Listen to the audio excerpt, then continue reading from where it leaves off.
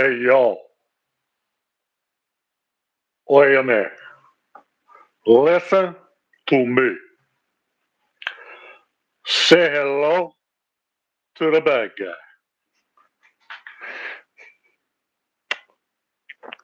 Happy New Year, guys. Happy New Year. It's 8 o'clock. Pretty sure the ABC live special, they do it every year, is rolling right now. What's up, AB? I know. You just missed my introduction. Say hello to the bad guy. I seriously, a few days ago on the IC arm wrestling live with Big Uncle John, I peeked my head in on that live, right? And what they were doing and talking about is the maximum something awards. And I just shot him a $2 super chat to let them know that make sure I get my award for most hated arm wrestler this year. Surprisingly, Ossie does not know who I am or anything. And John, he briefly remembers my name being mentioned a week ago. So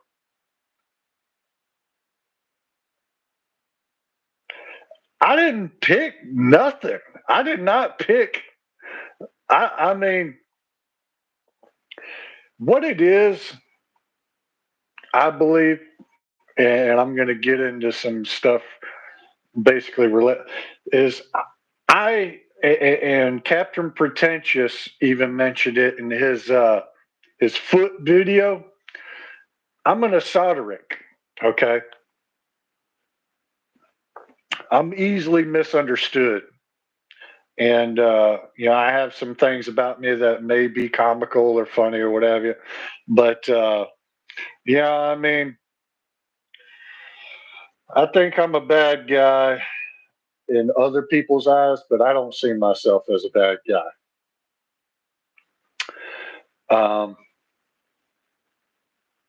Just seen some news earlier today. Boy, I remember seeing some old footage of Devin Larrett and Travis Bajent. This is back in the day when Devin Larrett was very modest and humble and stuff. He wasn't what he was or is today. And Travis, boy, just drug his ass. I believe it was an Arm Wars episode too, years ago. And now on the Arm Wrestling News, Pradeep's channel, uh, Devin Larrett's calling out Travis. Yeah. I agree with that. Because before all this stuff, you know, Devin was a very modest and humble guy for the most part. I don't know, maybe it was old age or something.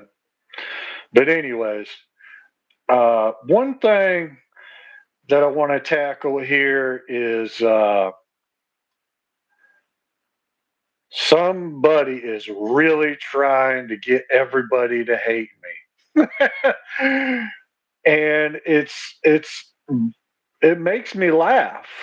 It's very flattering at the same time because of the time that you have to put in to paint a picture and even give out personal information about somebody to try and get them so hated in this arm wrestling community or disliked or just somebody you need to stay away from because he's a wacky do, as Paul Italia said, or I'm a weirdo,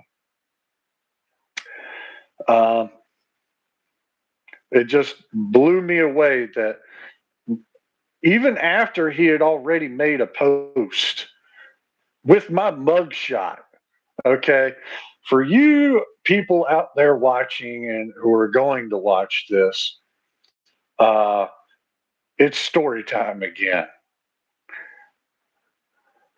I'm being targeted long story short, because uh, the first thing is there was a clip I made, right? Basically, showing how basically racist, not just on the anti-Semitic side with Sir Chris Gregory, aka Nanya, but also him saying, the racial slurs, the N word, with an A ending and ER ending multiple times. And then the fact that the two times that I did it, right, I was immediately kicked off ASAP and dealt with. Nanya was obviously, excuse me, treated differently. All right, there's a live on 98. I believe it was 3 Fridays ago, episode wise. You can see that Nanya uh, was not booted off until almost 7 minutes later, after a Joe Nelson, his first message was highlighted, talking about the hypocrisy of the situation going on. Basically, how are you going to cancel or boot somebody like me? He was talking about me, and then not Nanya, 98% racist, much or whatever. I'm not being explicit 'cause I can't fully remember exactly what was said, but I made a clip about it. And after I made this clip, after that night, apologizing to the 98 community and what have you, and having a match set up with Chris Warren, aka Captain Pretentious,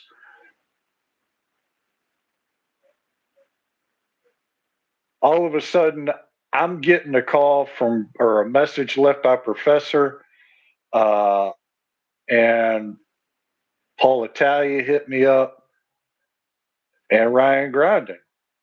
They all wanted me to take that off.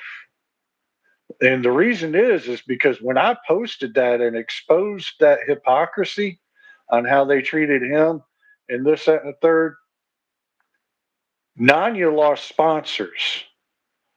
And when he lost sponsors, that also got into Paul Italia's wallet, as he stated explicitly. So he didn't like that either. And of course, Grandin didn't like it because he's promoting the match and everything, and they're losing money slash sponsors, right? So it was a very interesting thing because they all wanted me to seriously take that down.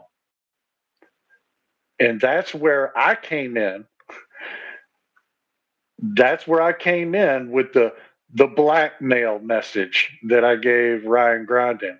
Because I'm like, I ain't taking it down, but I'll take it down, if you meet these terms.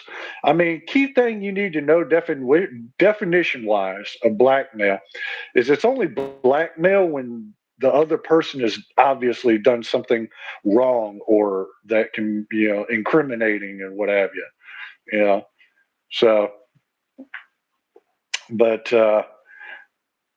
and that's why I lost my match with Captain Pretentious at a prelim match on Friday, not on the Saturday of the Winter Blast event. Now, this is where Paul Italia, as I've stated in the past, what he was lying about, because Paul Italia was trying to play it off for whatever reason, like he didn't know how I lost. I mean, he didn't even say he didn't know. He just basically stated on his live when Captain Pretentious was on his Buzz show a few weeks ago that I had dropped out. I did not drop out. So I made a short video on that exposing his lies there because after that, Paul is trying to play all innocent and clever and shit like he knows or doesn't know shit when he made the explicit comment in one of my short videos that I pointed out. What did he do? He did something. So that just implies right there that Paul Italian knew, and then he let, being sly and slick or whatever, lets Ryan Grondin explain it. Because I mean, I told Professor I really appreciated him on that live asking the question. Well, did he just drop out of the match, or did he just say some shit or blah blah blah? And the truth came out. The truth came out.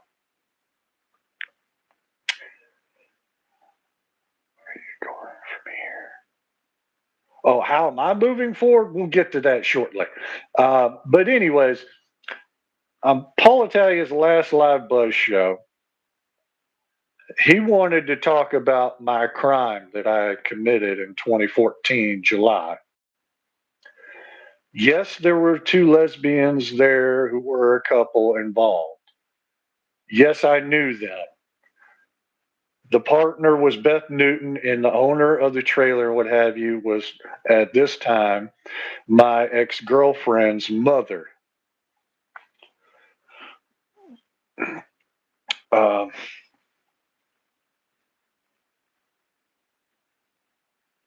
I can't remember her name. Her last name was Taggart or something like that. But anyway, she was a divorced mother who was lesbian. And there's nothing wrong with that. But anyways, that trailer, they were there, but also my ex was there along with my little girl and her uh, fiance. I didn't know that at the time. I knew they were dating. I was doing my own thing with other women, so it was all cool and everything. Basically, what I did in that trailer and everything had nothing to do with anybody in that trailer. I I seriously brung a knife to a gunfight on purpose. Um, I called. See. Let me rewind here a little bit. I at this point in time, I was dealing, generally speaking, with depression and situational depression. I would say. Uh, I was living and paying rent to stay at the Salvation Army down there on Green Street in downtown Augusta, Georgia, and I was working for their store. I was basically their backbone. I drove the forklift. I loaded their once a month semi truck with baled crushed clothes. I took care of the floor, the donation bins, and what have you. I was basically their muscle in the store. I was dating a lot. I had started drinking after being in a relationship with a woman. Uh, I was seriously dating a lot, threw plenty of fish. Ultimately, though, it got to a point where I had lost my nerve after a year and a half of working for the Salvation Army thrift store, and I was fired. So I wound up without a job, and it was just a slow decay of eventually, uh, connecting myself with this one woman. We had a situation on the grounds of the Salvation Army, or a homeless shelter. No, it wasn't a nervous breakdown. Just hear me out. Anyways, me and her had a situation. She wound up. I didn't know this because there was a guy who I knew of who was based technically homeless, but he had a job and lived out of his car. He was a security guard and stuff. He came to me when I was in the McDonald's just chilling out on my laptop, gave me a hug, said, "Hey man, I wish you wouldn't have done that." I was like, "What are you talking about?" He basically told me she called the cops saying I put my hands on her and this, that, and the third. So basically, the cops were supposedly looking for me. Well, later on, I go to check in like normal at the Salvation Army to call it a night and everything. Cop shows up. I tell him my story, this, that, and the third. Nothing happens, right? But because the cops were called and this all happened on the Salvation Army property, I had to be kicked out, which was gay, stupid. Um, so I was pissed at her and I wanted to kill her. So I'm, thinking about a lot of things that night. I remember checking in at the Courtesy Motel over there on 15th Street, and I had a lot of thoughts going through my head on how to get rid of her and this, that, and the third. Well, as I kept thinking more and more on it, I started looking more inward instead of outward. And I just started realizing that she was not the problem. I am the problem. I allowed her into my life. I've been making all these poor decisions. I no longer have a job. My shit's all falling apart, basically, figuratively speaking. So then that's when I got this harebrained idea the next morning, bright and early, to call up the checkered cab, which I didn't have money for, go to my ex's ex baby mama's trailer and create a scene. So I drank ahead of time to numb myself out. I didn't have no real plan, but I was bringing a knife to a gunfight. I remember get leaving my license with the driver of the cab, and I went and knocked on the door first. Nobody answered. Went to the driver, can't remember what we said, and then I went back to the door. Well, I basically wound up kicking the door in. Nobody's can be seen immediately. Everybody's in their bedrooms in the trailer and stuff. And I'm like freaking Jack Nicholson from The Shining in there. Here's Johnny. So I pull out the knife and the bottle. Then all of a sudden, I hear some noises. So uh, I'm hiding kind of on the side of the door. The door opens. I try and grab for the gun. A shot was fired in the trailer. And after the shot was fired, I kind of like turned around with my back facing Beth. Not the mother, but Beth's partner, or Beth. Uh, God damn, I can't remember her name. It really has been a long time. I mean, it's damn near 10 years ago. But so a shot was fired. My back is toward them. Shot me right in the side, on my right side in the hip area. Uh, Come to find out, it was just a clean hole blown right through me. Um, at first, I didn't really feel nothing. It was just like bam. Now I look down. I'm like, oh. Um, I had hoped that it hit my liver because the blood was really dark looking, but I guess it's got to look darker than that for you to know that it hit your liver.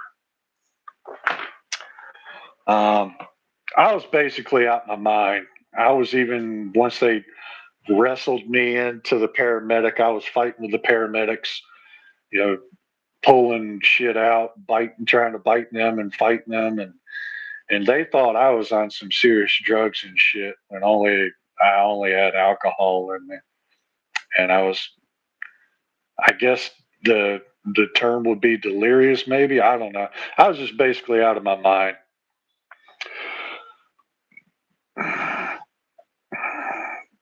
And that's basically the story. First degree burglary, aggravated assault with possession of a knife, and the commission of the crime. Woo. I didn't hurt nobody. Uh, my child once because of my irresponsibility and causing that scene and everything. The judge did put a protective order uh, because one of the bullets that was fired in the trailer came close to where she was sleeping, and thank God she didn't get hurt. Um, so um, and then of course I wasn't to have any contact with the mother and what have you. I needed to go to jail. I basically asked for that, or obviously to be 6 feet under. The latter one didn't work, so. But while I was behind bars, it was a trip, and learned a lot of things there that I would have never. I don't believe anybody would have learned. I mean, that's one of the reasons why I would say that probably most people need to go to jail and prison and stuff, so they can learn certain things that are valuable and what have you, that you're just not gonna learn being out in the free world. Um, oh yeah. Uh, Actually, here's some more about that. All right, so I was in the hospital, right? They did exploratory surgery on me. They cut me long here, and to make sure I didn't have any shrapnel in my guts and stuff. Anyways, 2 days later, I'm checking in, get my mug shot. I have a black turtle suit on. It's what they give people who are suicidal and shit. You're basically butt ass naked in it, and then you go into a cell, isolated and stuff. But yeah, there was eventually, after I got out of there, after checking everything, they did line me up with a doctor who asked me questions about everything. Basically, it was in jail, uh, and he prescribed me with Celexa and Depakote. One for PTSD and the other one for a mood stabilizer. Um, Far as I can remember, experience wise, all that shit did for me was it maybe did mellow me out, but I would get frequent light headaches. Every now and then I would see stars. Oddly enough, and I urinated a lot. Eventually, after a short period of time, yeah, come to find out that shit can really fuck up your liver. Anyways, I wound up selling that shit to this one guy who was a drug addict in jail. And he would give me some commissary in exchange for it. Yeah, I basically would cheat the shit and give it to him. I wouldn't know nothing about those drugs, but anyways, that's the truth about my crime and everything. Had nothing to do with lesbians and blah blah blah. All what Paul said. I mean, to be honest, at the very beginning when me and Paul crossed each other's paths, I didn't like him at the first because, and I've talked about this before. Uh, um, where he basically depicted me on two lives. The first one, well, on his buzz show, he said I was from Arkansas and this, that, and the third. The second time, he actually mentioned my full name, and that was when he had the Swedish ladies on there and Sarah Backman, just basically making me look bad, making me look like a straight up jabroni. You know, I never entertained being able to beat Paul Italia. I was just pissed because just like every other pro and person who knows him was like, dude, you need to be competing in the pro level. Why are you doing another amateur or semi pro, man? I mean, come on. Probably because he knows better. He wanted to preserve his record, and of course, he wanted to go. He's going by the rules, so he was able to legally do it. So it's whatever. But I was just pissed when I found out because it's like fuck. Because I was scouting and everything. I really believe I would have had gold in that tournament easy if it wasn't for Paul. And the simple fact that I got two silver medals and a bronze is evidence enough. Um, anyways, so hopefully this clears some things up for you folks who want to throw stones or cast judgment on me because of something that I've already done my time for. I'm still doing time on this shit. I'm still on paper. um, I'll probably be on paper until my mid to early 50s. And it's okay. You won't ever see me complaining because obviously I asked for the shit. Um,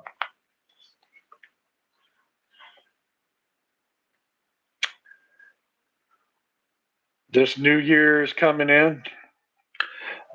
Uh, hey, Broderson, did you see that recent short I put out?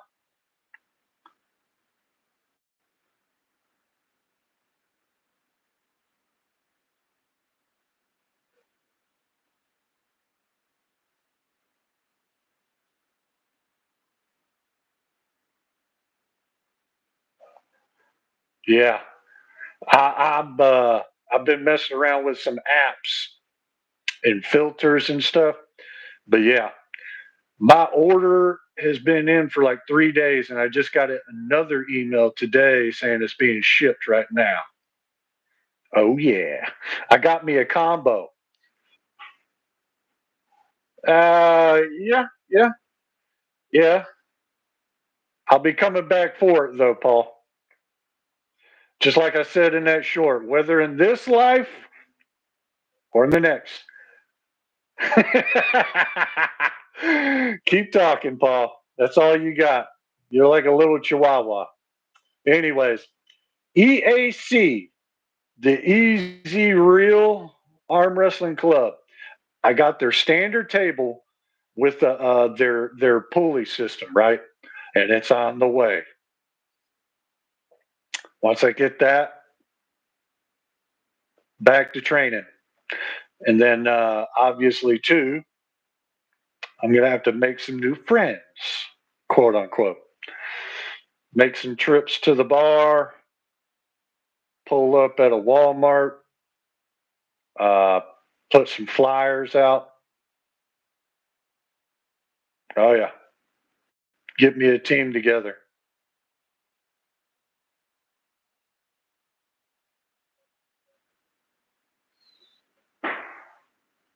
Yeah, yeah, I know.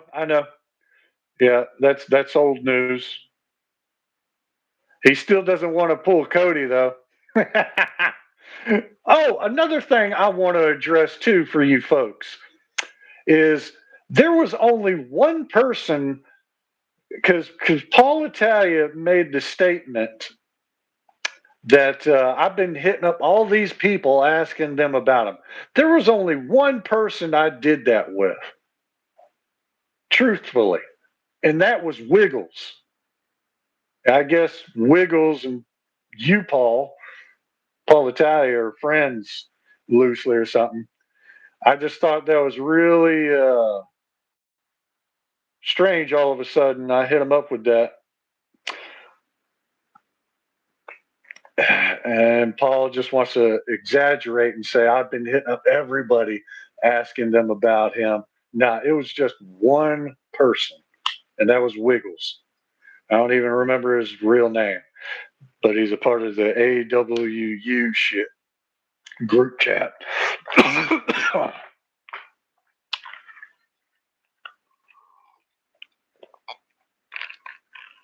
uh, but yeah, want to thank you though again, Paul, for the chef's toys. I've taken 4 shots so far, and I have one more left, and I believe it's working because yesterday, it was either yesterday or the day before, I did a little in the strap practice pull, and I was working on the inside a little bit. I think my arm is almost 100. I really do. No, duh, man. Of course, I got to immerse myself. What do you think I did to make myself as good as I was 2 months ago? It's just with all this social media bullshit, it's crippled me. You, Paul, Grindin, Jody Williams, Cobra Rhodes, all you guys just about destroyed me. Just about.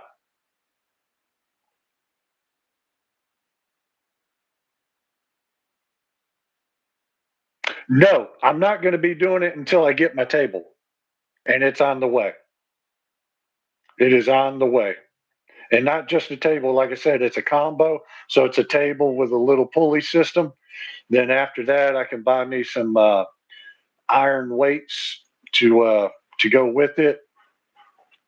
And I got some good material I can follow on Daniel Prokupchik's uh, 201 arm wrestling channel. Uh, and yeah, I'll be back in saddle again. Now, when will I be coming back and stuff? Can't tell you, and won't tell you this time. That way, you know, Paul or Grondin or whoever, you know, it's going to be a surprise when I show up to a tournament.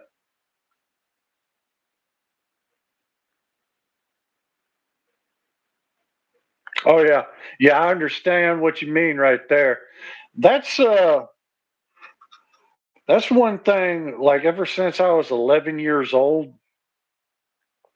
um, I've lifted weights basically, and it's just something that just because I actually before I started lifting weights hobby wise was a drawer. I had a natural talent for it, but once I started picking up the weights and everything and getting physical, I just didn't draw anymore. I just never cared to.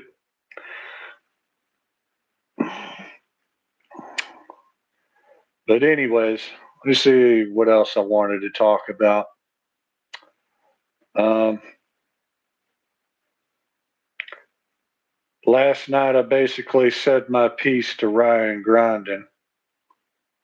Uh, so I don't plan on any time in the future ever again being on the 98. Uh, well, I'm banned from the 98 live. Now, I'm not sure if I'm banned tournament wise from anything FAL related. Far as I know, flow arm combat with Brandon Morrison them. So I keep hitting up Wiz, and Wiz is telling me that I'm good. Like, come on, brother. Uh, I've been meaning to hit him up again to make sure because of this recent shit that Paul Italia's been trying to stir up, trying to get me banned with his Napoleon power. uh, as far as I know, technically, I don't know, but I'm suspicious about the FAL because you never know. Oh, believe me, I'm fully aware of the Alabama State Championship in February. I don't know. I honestly, I don't plan on going there. Um, but I know that's a big tournament. That was actually a tournament that my former group uh, that I was a part of would go to. All of them would pitch in and take a ride out there a day before and stuff. Um, oh, and by the way, I was never banned from an arm wrestling group. Never banned from my original group. Yeah, yeah, yeah. If anybody's certified crazy, it's you, Paul. You're certified crazy about these nuts. And you need to get off my nuts, man. Seriously. Go live your life, bro. Anyways, it's 35 minutes into here. You're what it is, Paul, is your butthole is hurt because I didn't want to be one of your puppets, like grinding and fucking Nanya and them. I'm not a coat jerker and shit like that. I'm my own person, and I make my own way. But again, like I said, thanks for all the help and stuff you've given me up to this point.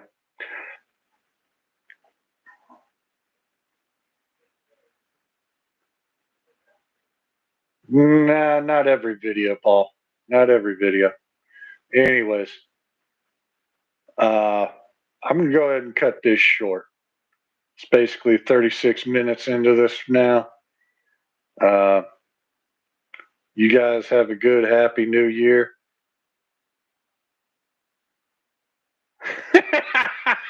Okay, Will Smith.